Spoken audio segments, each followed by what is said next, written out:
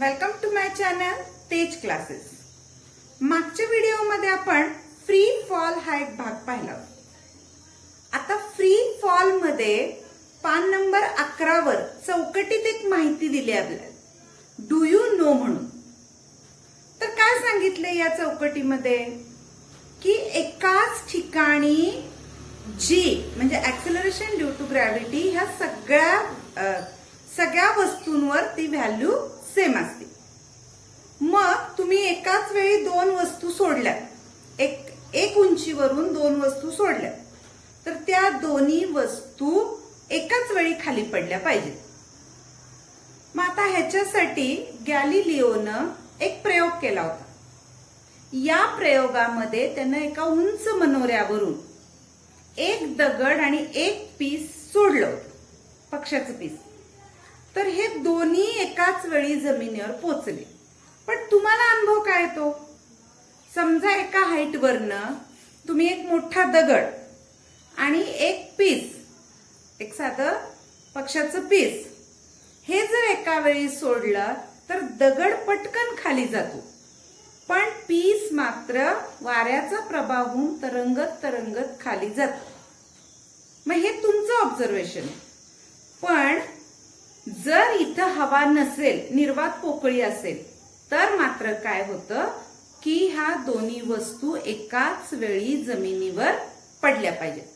म्हणजे त्यांच्या वस्तुमानाचा, त्यांच्या इतर काही प्रॉपर्टीचा या गोष्टीवर अजिबात परिणाम होत नाही. हा, तर आपला नेक्स्ट पॉइंट आहे ग्रॅव्हिटेशनल पोटेन्शियल एनर्जी. आता यासाठी आधी पोटेन्शियल एनर्जी म्हणजे काय हे तुम्ही समजून घ्या. आपण पोटेन्शियल एनर्जी बऱ्याच वेळा ऐकलेले. म्हणजे खाली जमिनीवर पाणी असेल तर त्याला इतका वेग येत नाही, पण हेच पाणी थोड्याशा उंचीवर घेतलं आणि ते ज्यावेळी म्हणजे स्टोअर केलं जातं त्यावेळी ते धबधब्याच्या रूपानं जोरदार त्याला वेग प्राप्त होतो. म्हणजे जी एनर्जी स्टोअर केली जाते due to its position or state, it is known as potential energy. मग आता पोटेन्शियल एनर्जीच्या बाबतीत तुम्हाला माहिती आहे की ही पोटेन्शियल एनर्जी ग्राउंडवर ज्यावेळी कुठलाही ऑब्जेक्ट असेल, म्हणजे ज्याची हाईट 0 आहे, अशा ऑब्जेक्टची पोटेन्शियल एनर्जी तुम्ही 0 मानता.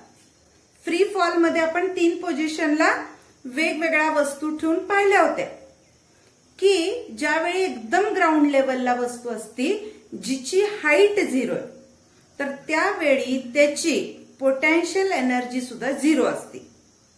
पण जमिनीवरनं जसं तुम्ही वस्तू उंचावर घेता, हाईटमुळं त्याच्यामध्ये एनर्जी स्टोअर केली जाते आणि त्यावेळी त्याची पोटेन्शियल एनर्जी वाढती. मग आता बघा, जितकी हाईटवर येईल तेवढी पोटेन्शियल एनर्जी जादा स्टोअर केली जाते. पण तुम्ही जीच्या व्हॅल्यूमध्ये बदल पण बघितले. पण ही उंची जर एकदम जास्त, म्हणजे पृथ्वीच्या त्रिज्येपेक्षा पण ही उंची जास्त गेली तर मात्र तिथं काय व्हायला लागतं की जीची व्हॅल्यू जी आहे, तर जीची व्हॅल्यू जसं जसं तुम्ही उंच जाल तशी ती व्हॅल्यू कमी कमी व्हायला लागते. आणि त्यामुळं इथं काय व्हायला लागतं की potential energy of a object on infinite distance becomes 0. म्हणजे जेव्हा पृथ्वीच्या त्रिज्येपेक्षा ही हाईट जास्त जाईल त्यावेळी त्याची 0 मानली जाते पोटेन्शियल एनर्जी. मग एकदम स्मॉल व्हॅल्यूसाठी ही जी पोटेन्शियल ग्रॅव्हिटेशनल पोटेन्शियल एनर्जी आहे, तर ती निगेटिव्ह मानली जाते. आणि तेच आपण या पॉइंटमध्ये बघायचंय. तर आधी आपण पोटेन्शियल एनर्जी म्हणजे काय बघू, आणि मग आता जे मी सांगितलं तुम्हाला तर ते सगळे पॉइंट्स आता आपण पाहूया. पहिलं बघा, पोटेन्शियल एनर्जी ही डेफिनेशन आपल्याला आधी पण झालेली आहे. The energy stored in the object because of its position or state is called potential energy. आता पोझिशन किंवा स्टेट, ताणलेलं जे रबर असतं या रबरामध्ये एनर्जी स्टोअर केली जाते. त्यामुळे तुम्ही रबर सोडल्याबरोबर ते वेगानं उडून पडतं. धनुष्याची दोरी ताणलेली, त्यामुळं बाणाला कायनेटिक एनर्जी प्राप्त होती. ही उदाहरणं आपण आधी पाहिलेली. तर तसंच की एनर्जी कशामुळे स्टोअर केली जाती, तर त्याच्या पोझिशनमुळं किंवा स्टेटमुळं. त्या एनर्जीला म्हटलं जातं पोटेन्शियल एनर्जी. शॉर्ट मध्ये आपण याला पीई म्हणतो. मग आता पीई काढायचं सूत्र पण आपण पाहिले की potential energy equal to mgh. यामध्ये एम काय आहे, तर M is a mass of object, G is a acceleration due to gravity, h is the height of object from ground. जमिनीपासून जितक्या उंचीवर तो ऑब्जेक्ट आहे त्याला h म्हटलं जातं. मग आता बघा, जेव्हा h हा रेडियस पेक्षा, अर्थ रेडियस पेक्षा कमी आहे, त्यावेळी काय, when the object is on ground, म्हणजे जेव्हा त्याची हाईटच 0 आहे, त्यावेळी potential energy is equal to 0. ही पोटेन्शियल एनर्जी 0 मानली जाते. पण when h is less than r, म्हणजे हाईट ही अर्थच्या रेडियस पेक्षा कमी असेल, we can assume g to be constant and to calculate PE we use formula P equal to mgh. म्हणजे ज्यावेळी ही हाईट पृथ्वीच्या त्रिज्येपेक्षा कमी आहे, त्यावेळी आपण जी हा कॉन्स्टंट मानतो, म्हणजे त्याची व्हॅल्यू आपण कॅल्क्युलेट केलेली आहे 9.8 म्हणून. आणि त्यावेळी त्या वस्तूमध्ये स्टोअर झालेली पोटेन्शियल एनर्जी काढण्यासाठी आपण सूत्र वापरतो mgh. कधी, की जेव्हा हाईट ही रेडियस पेक्षा कमी आहे त्यावेळी. पण आता दुसऱ्या केसमध्ये, म्हणजे जेव्हा हाईट जास्त आहे, but for the large values of h, जेव्हा h ची व्हॅल्यू ही खूप जास्त होती, जादा उंचीवर काय होणार आहे, the value of g decreases with increase in height. आता इथं g ची व्हॅल्यू उंची बरोबर कमी होणार आहे. हे आपण बघितले variation in value of g मध्ये पाहिले की जसं जसं तुम्ही हाईट वर जाता तशी g ची व्हॅल्यू कमी कमी होत जाते. For an object at infinite distance from the earth the value of g is 0. आणि जेव्हा हे डिस्टन्स इन्फिनाइट असतं, मोजता न येण्यासारखं, त्यावेळी g ची व्हॅल्यू किती येते, तर g ची व्हॅल्यू 0 असते. अँड अर्थ gravitational force does not act on object.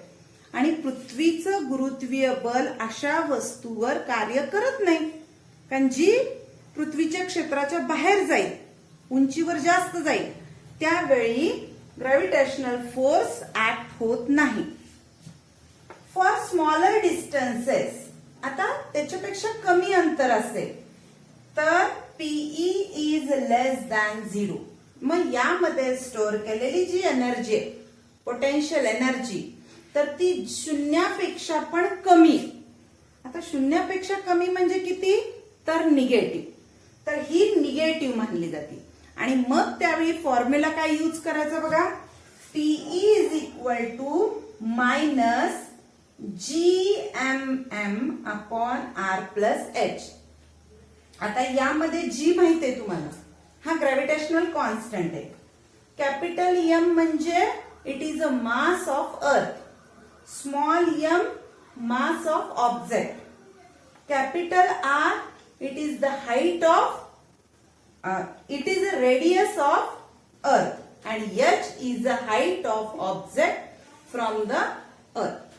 ह्या सगळ्या सूत्रांचा वापर करून आपण त्यावेळी पोटेन्शियल एनर्जी कॅल्क्युलेट करतो आणि ही एनर्जी मायनस मानली जाते.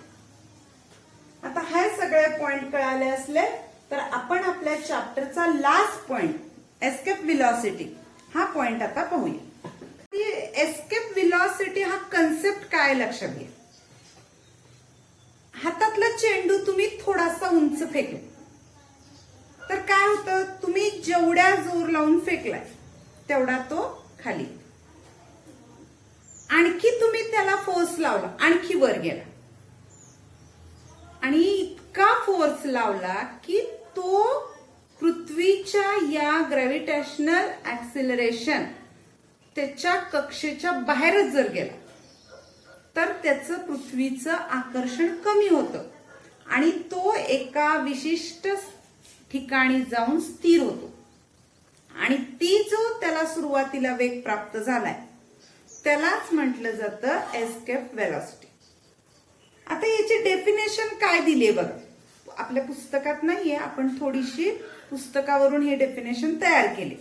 काय तर escape velocity is defined to be, काय म्हणून याची व्याख्या सांगता येते, to be minimum velocity an object must have in order to escape the gravitational field of the earth. की अशी कमीत कमी त्याची वेलॉसिटी की त्याला पृथ्वीच्या ग्रॅव्हिटेशनल फील्डच्या पण बाहेर जायला मदत करते. That is escape the earth without falling back. म्हणजे आता उंच फेकलेला चेंडू खाली येतो जमिनीवर, माहितीये तुम्हाला, म्हणजे तुम्ही जितका उंच फेका तितका तो खाली लवकर येतो, पण त्याला देतानाच एवढा वेग दिला की तो या ग्रॅव्हिटेशनल फील्डच्या बाहेर गेला. आता याचं कॅल्क्युलेशन कसं करायचं बघा. We can determine its value by using the law of conservation of energy. आता law of conservation of energy म्हणजे काय, तर ऊर्जा अक्षयतेचा जो नियम आहे की सगळीकडची एनर्जी सेम असते. आपण मागच्या वर्षी फ्री फॉलची जशी एनर्जी काढली होती की प्रत्येक पॉइंटला त्याच्यामध्ये असणारी एनर्जी सेम आहे, तर आता त्याच पद्धतीनं आपण कॅल्क्युलेशन करू. आता यामध्ये एक ऑब्जेक्ट गृहीत धरायचा आहे की ज्याला सुरुवातीलाच जी वेलॉसिटी मिळाली ती त्याच्या एस्केप वेलॉसिटी इतकीच वेलॉसिटी मिळाली. मग ही वेलॉसिटी किती असेल बघा, तर आपण याचं कॅल्क्युलेशन करताना दोन भाग बघू. एक म्हणजे on the surface of earth, म्हणजे पृथ्वीच्या पृष्ठभागावर काय, आणि जेव्हा ते इन्फिनाइट डिस्टन्सवर जातं तेव्हा ते सूत्र कसं बदलतं. तर पहिलं बघा ए की it's kinetic energy.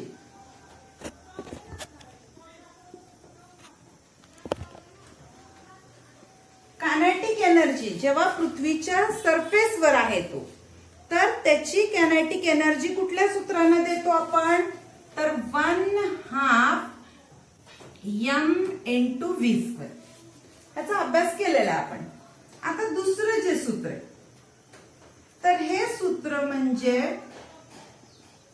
Potential energy.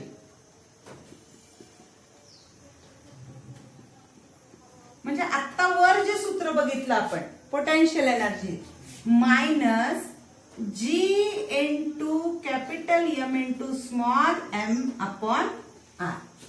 Smaller value h साठी तुम्ही हे सूत्र बघितले की minus G × m.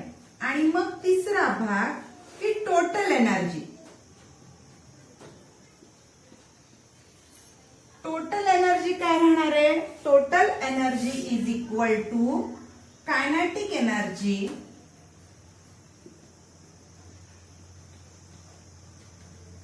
Plus potential energy, which is equal to 1/2 mv² minus G × m × r. ही झाली टोटल एनर्जी. आता जेव्हा ही वस्तू पृथ्वीची कक्षा सोडून एकदम लांब जाईल, इन्फिनाइट डिस्टन्सवर जाईल, त्यावेळी त्याची कायनेटिक एनर्जी जी राहणार आहे, तर ही कायनेटिक एनर्जी पृथ्वीच्या कक्षेच्या बाहेर गेल्यानंतर ती कायनेटिक एनर्जी आपण 0 मानू. सेकंड बघा, त्याची जी पोटेन्शियल एनर्जी तुम्ही काय कॅल्क्युलेट केलं की जी ची व्हॅल्यू 0 बनती, आणि जी ची व्हॅल्यू जर 0 बनत असेल तर पोटेन्शियल एनर्जी म्हणजे त्यावेळी आपण अपॉन इन्फिनिटी म्हणजे minus GMM at a infinite distance is equal to 0. म्हणजे पोटेन्शियल एनर्जी पण किती झाली 0. आणि मग टोटल एनर्जी जी आहे, आता या टोटल एनर्जीला आपण E1 म्हणू आणि या टोटल एनर्जीला आपण E2 म्हणू. E2 equal to kinetic energy plus potential energy is equal to 0 plus 0. ही झाली टोटल एनर्जी. आता इथं तुम्ही म्हणले की law of conservation of energy.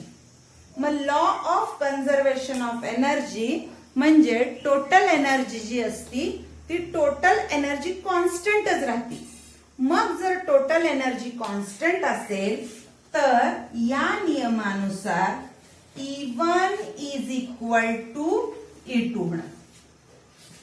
म्हणजे सरफेसवरची पण टोटल एनर्जी ही सरफेसच्या बाहेर गेल्यावर म्हणजे ॲट अ इन्फिनाइट डिस्टन्स तर तिथल्या सुद्धा टोटल एनर्जीच्या काय राहणार आहे की त्यावेळी सुद्धा ती एनर्जी सेम राहणार आहे. मग आता या दोन्हीच्या आपण किमती घालूया. काय किमती होणार बघा. E1 बरोबर काय आहे तर 1/2 m into v square minus g into m upon r. आणि E2 ची व्हॅल्यू आपण किती धरली आहे 0. मग आता हे आपण या बाजूला घेऊ. काय होईल 1/2 mv square is equal to gm into m upon r. आता ही जी व्हेलॉसिटी एस्केप व्हेलॉसिटी तर ती आपल्याला त्याची किंमत काढायची. म्हणजे v ESC v square. ESC काय दाखवतो तर escape velocity which is equal to इकडचा 1/2 m तिकडे जाईल म्हणजे काय होईल 2g mm अपॉन इकडचा m छेदस्थानी येईल r. m ला m कॅन्सल होईल. म्हणजे आपल्याला काय सूत्र मिळालं तर v square escape velocity is equal to 2 capital G capital M upon R. आणि आता v ची किंमत काढायची म्हणून v escape velocity is equal to taking square root of both side we get 2 into G into M upon R. आणि मग यामध्ये G ची जी किंमत आहे 6.67, M ची जी किंमत आहे 6 into 10 raised to 24 आणि R ची जी किंमत आहे 6.4 into 10 raised to 11. अशा ज्या किमती आपण मागे बघितल्या होत्या ह्या सगळ्या किमती बघून ह्या सगळ्या किमती घातल्यानंतर एस्केप व्हेलॉसिटी आपल्याला मिळते 11.2 किलोमीटर.